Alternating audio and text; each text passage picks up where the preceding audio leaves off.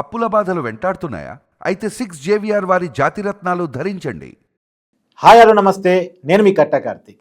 మనతో ఉన్నారు ప్రముఖ సామాజిక రాజకీయ విశ్లేషకులు అఫ్సాన్ రాజేష్ గారు. సార్ నమస్కారం. నమస్కారం సార్, కడప గడపలో టీడీపీ మహానాడు జరగబోతూ ఉంది. 4 దశాబ్దాల పార్టీ ఇప్పటిది కాదు. నాకు తెలిసి ఈ దేశంలో ఉన్నటువంటి ప్రాంతీయ పార్టీలు సుదీర్ఘమైనటువంటి రాజకీయ చరిత్ర ఉన్నటువంటి పార్టీలు టీడీపీ ప్రథమం నేను అనుకుంటున్నాను. అయితే అంత చరిత్ర టీడీపీకి ఎలా సాధ్యమైంది? ఏ రాజకీయ పార్టీకి సాధ్యం కాని పక్షంలో. ఇంకోటి, ఈ మహానాడికి మిగతా మహానాడికి చాలా వైవిధ్యం ఉంది. ఇప్పుడు మనం 3వ తరం నాయకత్వాన్ని ఈ మహానాడు ఎన్నుకోబోతా ఉంది అనేటువంటి మాటలు కూడా వినపడుతూ ఉన్నాయి. అందులోనూ జగన్మోహన్ రెడ్డి గారి సొంత ఇలాకాలో జగన్మోహన్ రెడ్డి గారి గతంలో నారా లోకేష్ నాయకుడు అంటే ఒప్పుకునేవాడు కాదు. కొన్ని 100 కోట్లు ఖర్చు పెట్టి నారా లోకేష్ని డిగ్రేడ్ చేయడం కోసం చాలా ప్రయత్నం చేశారు. కానీ అలాంటి నారా లోకేష్ చేతుల్లోకి ఇప్పుడు పార్టీ పగ్గాలు పోతున్నాయి అనేటువంటి చర్చ జరుగుతున్న వేళ ఈ మహానాడిని ఎలా చూడబోతున్నారు? మీరు ప్రస్తావించిన మీ ఇంటర్వ్యూలో చెప్పిన విధంగానే తెలుగుదేశం పార్టీ తన 42 సంవత్సరాల ప్రస్థానాన్ని పూర్తి చేసుకొని 43 సంవత్సరాల ప్రస్థానాన్ని పూర్తి చేసుకుంది. మొన్న మార్చి 29వ తారీఖుకి 82 మార్చి 29 పార్టీ ఆవిర్భావం జరిగింది. 2025 మార్చి 29కి 43 సంవత్సరాల ప్రస్థానాన్ని పూర్తి చేసుకొని 44వ సంవత్సరం అడుగుపెట్టింది. ఈ 43 సంవత్సరాల ప్రయాణంలో చాలా ఆటుపోట్లు చూసింది, ఎదురు దెబ్బలు తింది. అలాగే నాయకత్వాన్ని పార్టీని మనుగడలో లేకుండా చేయాలి అని చెప్పని ప్రయత్నాలని ఎదురొడ్డి నిలిచింది, పోరాడింది, నిలదొక్కుంది. ఈ సుదీర్ఘ ప్రస్థానంలో 1983 జనవరి 5వ తారీఖు ఎన్టీ రామారావు గారి నాయకత్వంలో మొట్టమొదటి అసెంబ్లీ ఎన్నికలు ఎదుర్కొన్న నాటి నుంచి గత సంవత్సరం 2024 మే 13వ తారీఖు జరిగిన అసెంబ్లీ ఎన్నికలు ఆ పార్టీ చరిత్రలో 10వ అసెంబ్లీ ఎన్నికలు. 10 అసెంబ్లీ ఎన్నికలను ఎదుర్కొన్న పార్టీ 6 సార్లు విజయం దక్కించుకుంది, 4 సార్లు ఓటమి చూసింది. ఈ 6 సార్లు విజయం దక్కించుకున్న తెలుగుదేశం పార్టీ మొదటి నుంచి కూడా ఎన్టీ రామారావు గారి హయాం నుంచి ఈనాటి చంద్రబాబు నాయుడు గారి వరకు కూడా సమాజానికి బాధ్యులం. ఆ పార్టీ ట్యాగ్లైనే ఎన్టీ రామారావు గారి పార్టీ ఆవిర్భావం చేసినాడు, ప్రజలే దేవుళ్ళు సమాజమే దేవాలయం అని చెప్పనే ఆలోచనని సిద్ధాంతంగా మలుచుకొని ఆ స్లోగన్కు అనుగుణంగానే పనిచేస్తూ వచ్చారు. నాయకత్వం వహించేవాళ్ళు ఈ నాయకత్వాన్ని ఈ అధికారాన్ని అడ్డుపెట్టుకొని ఎక్కడైనా సరే ఏదైనా ఒక తప్పు చేస్తే ఏదో ఒక దగ్గర సమాజానికి సమాధానం చెప్పి తీరాల్సి వస్తుందని చెప్పని ఒక రకమైన భయభక్తులతోటి ఆనాటి నుంచి ఈనాటి దాకా నాయకత్వం బాధ్యతాయుతంగా వ్యవహరిస్తుంది. కాబట్టి ఇన్ని సంవత్సరాల పాటు ప్రజల్లో ఆ పార్టీ మనగలిగింది. లేకుంటే ఈ 43 సంవత్సరాల ఈ కాలంలో చాలా పార్టీలు పుట్టైపోయాయి. అవును. అదే సందర్భంలో ఇన్నిసార్లు ఇన్ని ఎన్నికల్లో ఈ విధమైన గెలుపోటములని సమస్థాయిలో స్వీకరిస్తూ ఆ పార్టీ మనుగడ సాగించడానికి ప్రధానంగా కారకమైంది ఆ పార్టీ నిర్మాణం. 1982లో ఎన్టీ రామారావు గారి నాయకత్వంలో పార్టీ ఆవిర్భావ ప్రకటన చేసినాడు. ఆ రోజు అగ్ర కథానాయకుడిగా రామారావు గారికి ఉన్న సమ్మోహన శక్తి, అప్పటి వరకు 35 సంవత్సరాల పాటు అప్రతిహతంగా ఈ రాష్ట్రాన్ని పరిపాలిస్తూ వచ్చిన కాంగ్రెస్ పార్టీ, ఆ నాయకుల వ్యవహార శైలి, నాటి కాంగ్రెస్ అధిష్టాన వైఖరి, ఆ రోజు దక్షిణాదిలో ముఖ్యంగా ఆంధ్రప్రదేశ్ రాష్ట్రం అన్నా తెలుగువారన్నా కూడా కేవలం మద్రాసీలుగానే పరిగణించబడుతున్న స్థితి నుంచి తెలుగువారి ఆత్మగౌరవం ఢిల్లీ పెద్దల కాళ్ళ దగ్గర తాకట్టు పెట్టబడుతుంది అని చెప్పని ఆ రోజు రామారావు గారు ప్రజలను చైతన్యపరిచిన నేపథ్యంలో తెలుగువాడి ఆత్మగౌరవ నినాదంతో ఆ రోజు రామారావు గారు కేవలం 9 నెలల్లో అధికారంలోకి రావడం జరిగింది. అదో చరిత్ర కదా సార్, రికార్డు కదా. ఆనాటి నుంచి ఈనాటికి అది రికార్డే. అవును. అటువంటి చరిత్ర నేపథ్యంలో, అటువంటి విజయం నమోదు చేసిన నేపథ్యంలో రామారావు గారి సమ్మోహన శక్తి పార్టీ గెలుపుకి దోహదం చేసింది. కానీ పార్టీ సుదీర్ఘకాలం మనగలగాలి అని అంటే సంస్థాగత నిర్మాణం అవసరము అని చెప్పని ఆ ఎన్నికలకు ముందు కాంగ్రెస్ పార్టీలో కొనసాగిన చంద్రబాబు నాయుడు గారు, ఆ ఎన్నికల తర్వాత రామారావు గారి ఆహ్వానం మేరకు తెలుగుదేశం పార్టీలో జాయిన్ అయిన తర్వాత వారు ఆ పార్టీకి వెన్నెముకలాగా పార్టీ నిర్మాణాన్ని, పార్టీకి ఒక స్ట్రక్చరల్ షేప్ ఇచ్చారు. ఎప్పుడు జాయిన్ అయ్యారు సార్ చంద్రబాబు గారు పార్టీ? 1983లో. 83. ఓకే. 1983లో చంద్రబాబు నాయుడు గారు పార్టీలో జాయిన్ అయిన తర్వాత ఆనాటి నుంచి పార్టీ సభ్యత్వ నమోదు, పార్టీ గ్రామ కమిటీల ఏర్పాటు, అప్పటికి ఇంకా మండల వ్యవస్థ అందుబాటులోకి రాలేదు. జిల్లా కమిటీల ఏర్పాటు, రాష్ట్ర కమిటీ ఏర్పాటు, ఉమ్మడి రాష్ట్రమే కాబట్టి ఆ రోజు ఉమ్మడి రాష్ట్రానికి ఒక కమిటీ ఉండేది. అదే సందర్భంలో 1985లో మండల వ్యవస్థ అందుబాటులోకి వచ్చిన తర్వాత గ్రామ కమిటీ, మండల కమిటీ, జిల్లా కమిటీ, రాష్ట్ర కమిటీగా ఎక్కడికక్కడ పార్టీని వ్యవస్థాగతంగా బలపరుస్తూ వచ్చారు. క్రమం తప్పకుండా ప్రతి 2 సంవత్సరాలకి ఒకసారి పార్టీ సభ్యత్వ నమోదు, అలాగే సంస్థాగత ఈ యంత్రాంగ నిర్మాణం.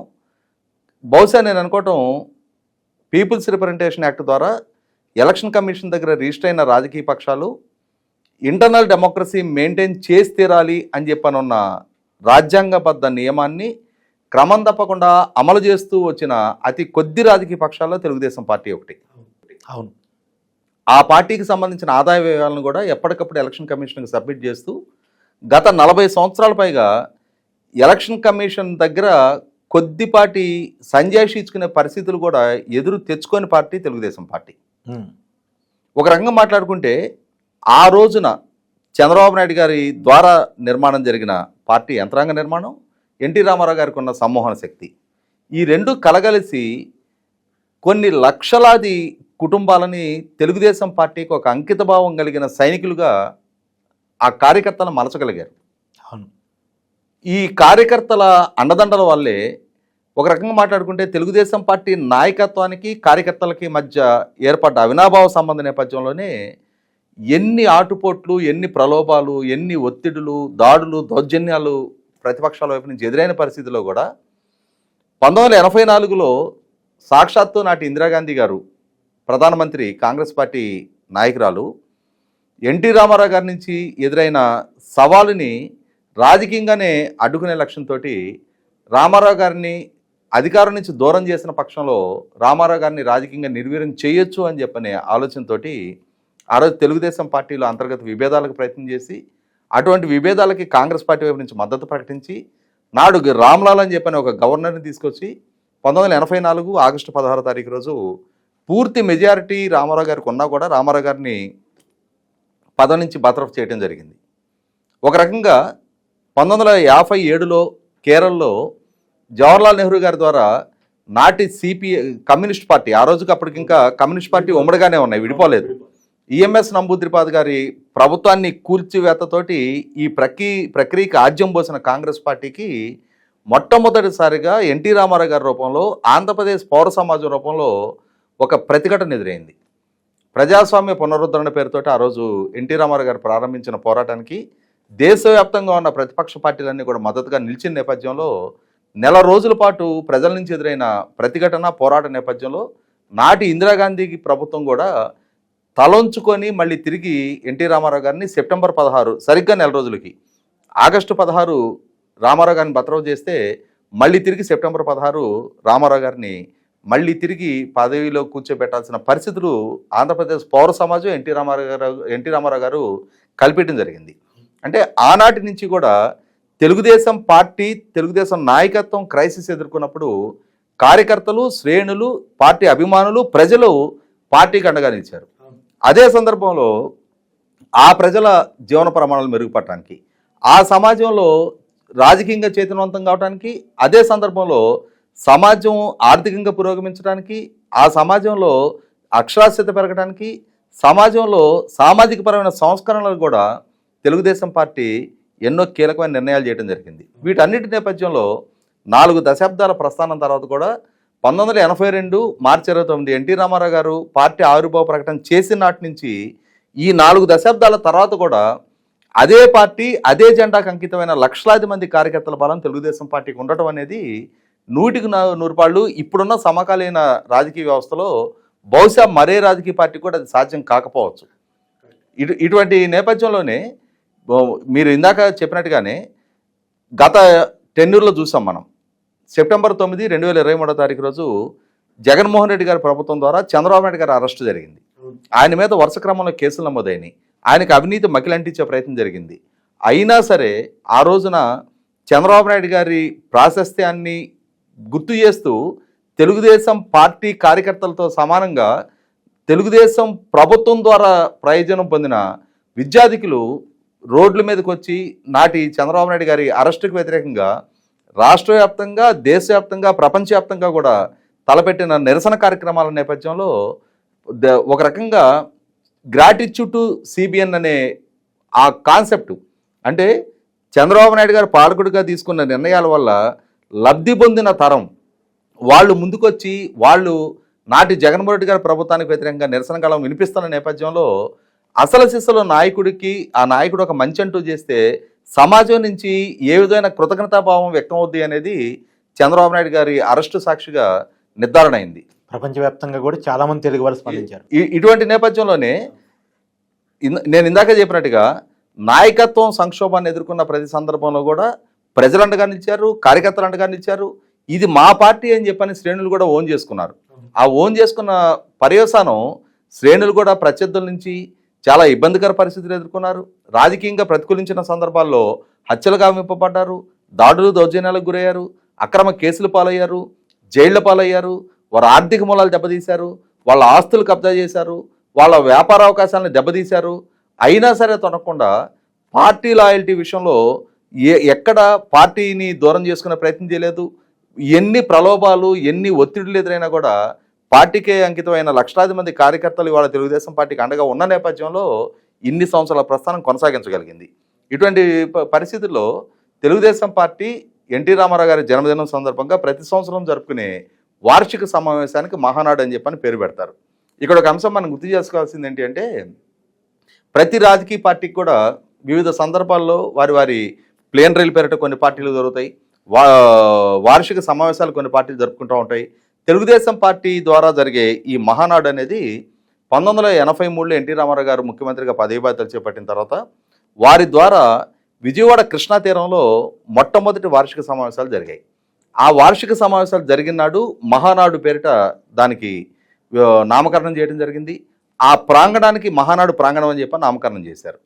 విజయవాడ నగరం నుంచి ఆ మహానాడు ప్రాంగణానికి చేరటానికి ఒక రోడ్డు ఫార్మేషన్ జరిగింది ఆ రోజున. ఇవాళ గమనించుకుంటే విజయవాడ నగరంలో అంతర్భాగంగా మహానాడు రోడ్డు అనేది 40 సంవత్సరాలుగా ఈనాటికి ఆ పేరుతోటే పిలువబడతా ఉంది. మరి ఈ నోవాటెల్ దాటిన తర్వాత అంటే బెన్ సర్కిల్ దాటి కొంచెం ముందుకెళ్తే నెక్స్ట్ వచ్చే సిగ్నల్స్ నుంచి right side road Mahanadu road అంటారు దాన్ని. మరి ఏ రాజకీయ పక్షానికి ఆ అదృష్టం దక్కింది? ఒక పార్టీ సమావేశం నిర్వహణ కోసం ఏర్పాటు చేయబడ్డ దారి చరిత్రలో ఆ పార్టీ సమావేశ ప్రాంగణం పేరుతోటే ఈ రోజుకి పిలువబడుతుంది అని అంటే ఆ పార్టీ వార్షిక సమావేశం ఆ శ్రేణులతోటే కాదు, సమాజంతో కూడా అంతగా మమేకమైంది అనేది ఈ మహానాడు రోడ్డు అనే పేరుతోటి మనకి నిర్ధారణ అవుతా ఉంది. 40 సంవత్సరాల పైగా ఈ రోజుకి మహానాడు రోడ్డుగానే అది అంటే చిరస్థాయిగా నిలబడిపోయింది. ఇప్పటికీ ఒక ల్యాండ్ మార్క్ అడ్రస్ లాగా మహానాడు రోడ్డు నిలిచిపోయి ఉంది. ఒకనాడు అది అవుట్స్కట్స్ లాగా అనిపించేది, ఇవాళ అది నగరంలో అంతర్భాగంగా మారిపోయిన పరిస్థితి. ఇటువంటి స్థితి నుంచి తెలుగుదేశం పార్టీ కొన్ని ప్రత్యేక పరిస్థితులు, కోవిడ్ లాంటి ప్రత్యేక పరిస్థితులు, ఎన్నికలు జరిగుండి ఫలితాల కోసం ఎదురు చూస్తున్న గత సంవత్సరం నాటి పరిస్థితులు, ఇటువంటి కొన్ని సందర్భాల్లో తప్పించి దాదాపుగా ఒక 6 సార్లు తప్పిస్తే మిగిలిన 37 సార్లు తెలుగుదేశం మహానాడు జరుగుతూ వచ్చినాయి, వివిధ ప్రాంతాల్లో మహానాడు జరుగుతూ వచ్చినాయి. ఇక్కడ గమనించుకోవాల్సింది ఏంటి అంటే పార్టీ క్రమశిక్షణకి అలాగే పార్టీతోటి కార్యకర్తలకు ఉండే ఎమోషనల్ కనెక్టివిటీకి పార్టీ ఓడిన సందర్భంలో కార్యకర్తలు మరింతగా మహానాడుకు స్పందించారు. 2009 ఎన్నికల్లో ఓటమి చెందిన తర్వాత చూసాం. అలాగే 2019 ఎన్నికల తర్వాత మహానాడు జరగల. ఎందుకంటే మే 23 ఓట్ల లెక్కింపు జరిగింది, మే 30 జగన్మోహన్ రెడ్డి గారు ముఖ్యమంత్రిగా ప్రమాణ స్వీకారం చేశారు. కానీ ఆ తర్వాత 2020, 2021 2 సంవత్సరాలు కూడా కోవిడ్ కారణంగా జూమ్లోనే మహానాడు సమావేశాలు జరిగినాయి. ఆ తర్వాత 2022 సంవత్సరం తెలుగుదేశం పార్టీ మహానాడు ఒంగోలు సంకల్పించుకున్న సందర్భంలో నాడు పాలకుడుగా ఉన్న జగన్మోహన్ రెడ్డి గారు తన ప్రత్యర్థి రాజకీయ పార్టీ వాళ్ళ వార్షిక సమావేశం నిర్వహించుకుంటుంటే దాన్ని అడ్డుకోవడానికి ఆయన ప్రయత్నం చేశారు. వాస్తవంగా అప్పటికే రాష్ట్రంలో ప్రజల భావప్రకటన స్వేచ్ఛ అణచివేతకు గురవుతూ ఉంది. ప్రజలు ప్రభుత్వానికి వ్యతిరేకంగా గొంతెత్తి ఏదైనా ఒక పోరాటాన్ని తలపెట్టుకుంటే ఉక్కుపాదంతో అణిచివేస్తూ ఉన్నారు. ఇటువంటి పరిస్థితుల్లో ఒక రకమైన సఫకేషన్ ఆంధ్రప్రదేశ్ పౌర సమాజం ఎదుర్కొంటూ ఉంటుంది. ఎవరికి వాళ్ళు మా స్వేచ్ఛను మేము కోల్పోయాం, మా భావ ప్రకటన స్వేచ్ఛ హరించివేయబడతా ఉంది, స్వేచ్ఛాయుత వాతావరణంలో రాజకీయ కార్యకలాపాలు కూడా నిర్వహించుకోలేని దుస్థితిలో ఇవాళ రాష్ట్రం కొట్టుమిట్టాడుతూ ఉంది. జగన్మోహన్ రెడ్డి గారి ప్రభుత్వం ఒక రకమైన నిర్బంధకాండ ప్రయోగిస్తుంది అని చెప్పని ఒక సఫికేషన్ ఫీల్ అవుతున్న పరిస్థితిలో తెలుగుదేశం పార్టీ ఒంగోలులో మహానాడు సంకల్పించుకున్నప్పుడు జగన్మోహన్ రెడ్డి గారి ప్రభుత్వం వారి పని వాళ్ళని చేసుకొని ఇచ్చినట్టయితే వేరుగా ఉండేది. కానీ ఈయన ఏం చేశాడు, ఆ మహానాడుకి వీళ్ళు ఒక మినీ స్టేడియం బుక్ చేసుకొని చలానా పే చేస్తే చివరి నిమిషంలో దాన్ని క్యాన్సిల్ చేయించాడు. ఆ తర్వాత రాష్ట్ర వ్యాప్తంగా ఉన్న శ్రేణులను తరలించుకోవడం కోసం ఆర్టీసీ బస్సులు బుక్ చేసుకుంటే లాస్ట్ మినిట్లో వాటిని క్యాన్సిల్ చేయించాడు. ఈ నేపథ్యంలో ఎన్నాళ్ళు ఈ నిర్బంధాన్ని ఎదుర్కోవాలి, ఎక్కడో దగ్గర ప్రతిఘటన అనేది ప్రభుత్వానికి మనం చూపించి తీరాలి అని చెప్పని తెలుగుదేశం శ్రేణుల్లో మొదలైన తిరుగుబాటు స్వభావం ఆ మహానాడు వేదికగా రాష్ట్ర వ్యాప్తంగా తెలుగుదేశం పార్టీ కూడా ఊహించినంతటి లక్షలాది మంది శ్రేణులు తలరావడం జరిగింది. ఎవరికి వాళ్ళు వాళ్ళ వ్యక్తిగత వాహనాల మీద, 2 వీలర్ల మీద, 7 సీటర్ ఆటోల్లో, సర్వీస్ ఆటోల్లో, ట్రాక్టర్ల మీద, అంటే ప్రభుత్వం ఆర్టీసీ బస్సులని రద్దు చేయగలిగింది. కానీ ప్రజల రాజకీయ ఆకాంక్షని, ప్రజలు తమ భావ వ్యక్తీకరణని ప్రభుత్వ పరంగా నిర్బంధకాండ ప్రయోగిస్తామంటే అది డెమోక్రటిక్ స్ట్రక్చర్లోనే సాధ్యం కాదు అది. కానీ జగన్మోహన్ రెడ్డి గారి ప్రభుత్వం ఆ విధమైన ప్రయత్నం చేయటం వల్ల తెలుగుదేశం శ్రేణులు ప్రభుత్వానికి తమ నిరసన కాలం వినిపించడానికి మహానాడు ఒక వేదికగా ఉపయోగపడింది. ఆ తర్వాత గత 2023 సంవత్సరంలో రాజమండ్రి వేదిక జరిగిన మహానాడు చూసాం. ఆ మహానాడు తెలుగుదేశం పార్టీతో ద్వారా మినీ మేనిఫెస్టో విడుదలకి మార్గం సుగమం చేసింది. మాకు గనక అధికారం దక్కితే మా వైపు నుంచి అందించే సంక్షేమం ఇది, మేము అభివృద్ధికి కట్టుబడి ఉన్నాం, అభివృద్ధి చేయటం ద్వారా సంపద సృష్టి చేయగలుగుతాం, అలాగే జగన్మోహన్ రెడ్డి ద్వారా జరిగిన ఆర్థిక విధ్వంసం నుంచి రాష్ట్రాన్ని మళ్ళీ తిరిగి గాడిలో పెట్టగలుగుతామని చెప్పని చంద్రబాబు నాయుడు గారి ద్వారా ప్రవేశపెట్టబడిన మినీ మేనిఫెస్టో 6 గ్యారంటీల రూపంలో ప్రజల్లో చాలా విస్తృతంగా, సూపర్ 6 అంటున్నారు వాటిని, చాలా విస్తృతంగా చర్చనీయాంశంగా మారినాయి. తర్వాత ఎన్డీఏ కూటమిగా ఏర్పాటు జరిగినా కూడా ఎన్డీఏ కూటమి కూడా ఆ సూపర్ 6ని అడాప్ట్ చేసుకోవటం, ఎన్డీఏ కూటమి మేనిఫెస్టోలో కూడా వాటిని ప్రవేశపెట్టిన నేపథ్యంలోనే 2024 ఎన్నికల్లో ఎన్నికలు జరిగిన తీరు, ఆ ఎన్నికల్లో వెలువడిన ఫలితాలు కళ్ళ ముందు కనిపిస్తూ ఉన్నాయి. అవును, ఇటువంటి నేపథ్యంలోనే ఈ మహానాడు ఇందాక మీరు ప్రస్తావించినట్టుగా కడపలో ఎందుకు పెట్టారు? కడపలో పెట్టడానికి కారణం ఏంటి అంటే, ఇక్కడ గమనించుకుంటే తెలుగుదేశం పార్టీ ఆవిర్భావం నుంచి కూడా రాష్ట్రంలో వివిధ ప్రాంతాల్లో మహానాడుల నిర్వహణ జరుగుతూ ఉంది. రాజమండ్రిలో జరిగింది, విజయవాడలో జరిగింది, తిరుపతిలో జరిగింది, ఒంగోలులో జరిగింది, ఉమ్మడి రాష్ట్రం హైదరాబాద్లో కూడా జరిగింది. అదే అంటున్నా. ఇటువంటి పరిస్థితుల్లో కడపని ప్రత్యేకంగా ఎంచుకోవడానికి కారణం అని అంటే, దానికి ఉన్న ఒక కారణం వచ్చేటప్పటికి జగన్మోహన్ రెడ్డి గారు 2019 నుంచి 24 వరకు ఆయన అవలంబించిన రాజకీయ విధానాలు, అదే సందర్భంలో ఆయన వైనాటు కుప్పం, వైనాటు 175 అని చెప్పని బేకరాలు పోయిన పరిస్థితుల్లో ఖచ్చితంగా తెలుగుదేశం పార్టీ కూడా దాన్ని సవాలుగానే తీసుకోగలిగింది. ఆ తీసుకున్న పర్యవసానమే 2019 ఎన్నికల్లో క్లీన్ స్వీప్ చేసిన వైసీపీ కడప జిల్లాలో ఈ ఎన్నికల్లో కేవలం 3 స్థానాలు దక్కించుకోగలిగింది. వాస్తవంగా 52 స్థానాలు ఉన్న రాయలసీమలో 2019 ఎన్నికల్లో జగన్మోహన్ రెడ్డి గారికి 49 స్థానాలు దక్కితే 2024 ఎన్నికల్లో ఆ స్థానాలు 7కు పరిమితం అయ్యాయి. అంటే గత ఎన్నికల్లో 3 స్థానాలు దక్కిన తెలుగుదేశం ఈ ఎన్నికల్లో తన కూటమికి 45 స్థానాలు దక్కించుకోగలిగింది. అవును, ఇటువంటి నేపథ్యంలో ప్రజలు జగన్మోహన్ రెడ్డి గారిని 2019లో ఎందుకు ఓన్ చేసుకున్నారు, 2024లో ఎందుకు డిజోన్ చేసుకున్నారు? వీటి విషయంలో తెలుగుదేశం పార్టీకి ఒక స్పష్టత ఉంది. రాయలసీమ నైసర్గికంగా ఉన్న ప్రత్యేక పరిస్థితులు, అక్కడ అతి తక్కువ నీటి లభ్యత ఉన్న ప్రాంతం, అక్కడ పారిశ్రామికీకరణ పెంచడానికి ఉన్న అవకాశాలు, అక్కడ ఉన్న మినరల్ వెల్త్ గురించి, అక్కడ ఉన్న యువతకు ఉపాధి కల్పన కోసం పరిశ్రమలు రప్పించడం, వీటికి తోడు అక్కడ ఉన్న కొద్దిపాటి నీటి వనరులను సద్వినియోగం చేసుకోవడానికి, హార్టికల్చర్ని ప్రమోట్ చేయడానికి డ్రిప్ ఇరిగేషన్ లాంటి సబ్సిడైజ్డ్ స్కీమ్స్ ఇంప్లిమెంట్ చేసిన పక్షంలో రాయలసీమ ప్రజలను కూడా ప్రధాన స్రవంతితో పాటు వెనక్కి నెట్టివేయబడ్డ ప్రజలుగా కాకుండా అభివృద్ధి చెందిన ప్రజలుగా తీర్చిదిద్దడానికి ఆస్కారం ఉన్న నేపథ్యంలో 2024 ఎన్నికలకు ముందు యోగళం పాదయాత్ర సందర్భంగా నారా లోకేష్ ద్వారా రాయలసీమ డిక్లరేషన్ ప్రకటించారు. ఆ రాయలసీమ డిక్లరేషన్ పట్ల మేము అంకిత భావంతో ఉన్నాం, ఇవాళ రాయలసీమ అభివృద్ధి పట్ల చిత్తశుద్ధితో పనిచేస్తున్నాం, రాయలసీమ యువతకు ఉపాధి కల్పన దిశగా, అదే సందర్భంలో రాయలసీమ రైతాంగానికి నీటి లభ్యత కొనసాగించగలిగే సామర్థ్యం, అంకిత భావం, చిత్తశుద్ధి మాకుంది అని చెప్పని కడప గడ్డ మీద నుంచి రాయలసీమ ప్రజలకి మరొకసారి పునరుద్ఘాటించడానికి, అలాగే తమ ప్రభుత్వ ప్రణాళికల గురించి వివరించి చెప్పడానికి, నైరాశ్యంలో మునిగిపోవాల్సిన నెస్టీ లేదు, ఖచ్చితంగా మీ వెనక మేము ఉన్నాం, మీ భుజం తట్టి మీ అభివృద్ధి దిశగా మిమ్మల్ని అడుగులేయించడానికి మేము సిద్ధంగా ఉన్నామని చెప్పని రాయలసీమ ప్రజలకు కూడా ఒక నమ్మకం ఇవ్వడానికి ఎన్డీఏ కూటమి ప్రభుత్వం సిద్ధంగా ఉంది. దాంట్లో భాగంగానే ఇవాళ కడప గడ్డ మీద నుంచి జరుగుతున్న ఈ మహానాడు వేదికగా రాయలసీమ ప్రజలకి, కడప జిల్లా ప్రజలకు కూడా ఒక భరోసా ఇచ్చే లక్ష్యం తోటి కడపని వేదికగా ఎంచుకోవడం జరిగింది. ఇక మీరు ప్రస్తావించిన నాయకత్వం మార్పు అంశం, ఎస్ ఖచ్చితంగా అది చర్చ జరుగుతున్నది వాస్తవమే. ఎందుకంటే ఎన్టీ రామారావు గారి నుంచి 1995లో పార్టీ అధ్యక్ష బాధ్యతలు చంద్రబాబు నాయుడు గారికి సంక్రమించిన తర్వాత 1995 నుంచి 2025లో మనం ఉన్నాం. గత 30 సంవత్సరాలుగా 45 సంవత్సరాల వయసులో రాష్ట్ర ముఖ్యమంత్రిగా, పార్టీ అధ్యక్షుడిగా చంద్రబాబు నాయుడు గారి బాధ్యతలు స్వీకరిస్తే మొన్న ఏప్రిల్ 20 తారీఖు చంద్రబాబు నాయుడు గారికి 75 సంవత్సరాలు పూర్తయినాయి. ఈ 30 సంవత్సరాల కాలంలో అయితే ముఖ్యమంత్రిగా, లేదు ప్రధాన ప్రతిపక్ష నాయకుడిగా వారు కొనసాగుతూ సైమల్టేనియస్గా పార్టీ అధ్యక్షుడిగా కూడా కొనసాగుతూ వస్తున్నారు. రాష్ట్ర విభజన నేపథ్యంలో వాళ్ళ జాతీయ అధ్యక్షుడిగా కొనసాగుతూ ఉన్నారు. ఇటువంటి నేపథ్యంలో వారు 75 సంవత్సరాలు పూర్తి చేసుకున్న సందర్భంగా తమ భవిష్యత్తు, తమ బిడ్డల భవిష్యత్తు, రాష్ట్ర భవిష్యత్తుని తీర్చిదిద్దగలిగే నాయకుడు చంద్రబాబు నాయుడు గారే అనే నమ్మకంతో ప్రజలు ఆయన్ని ముఖ్యమంత్రిగా ఎంపిక చేసుకున్న నేపథ్యంలో వారికి ఉన్న శక్తి సామర్థ్యాలని ముఖ్యమంత్రి విధులకి కేంద్రీకరించాల్సిన నేపథ్యంలో ప్రజల నమ్మకానికి అనుగుణంగా పనిచేయించాల్సిన పాలకుడిగా తన పూర్తి శక్తియుక్తుల్ని ముఖ్యమంత్రిగా వారి విధుల మీద ఫోకస్ చేయాల్సిన నేపథ్యంలో పార్టీ పరమైన బాధ్యతలైనా సరే వారి నుంచి రిలీవ్ చేయాలి అనేది గత కొద్ది రోజులుగా వ్యక్తం అవుతా ఉన్న డిమాండు. గతంలో నారా లోకేష్ని ఉప ముఖ్యమంత్రి చేయాలి అని చెప్పని కొందరు పార్టీ శ్రేణులు ఆ విధమైన డిమాండ్ వ్యక్తం చేసిన సందర్భంలో కూడా నేను కూడా నా వీడియోల ద్వారా చాలా బాహాటంగా నేను నా అభిప్రాయాన్ని వ్యక్తం చేయడం జరిగింది.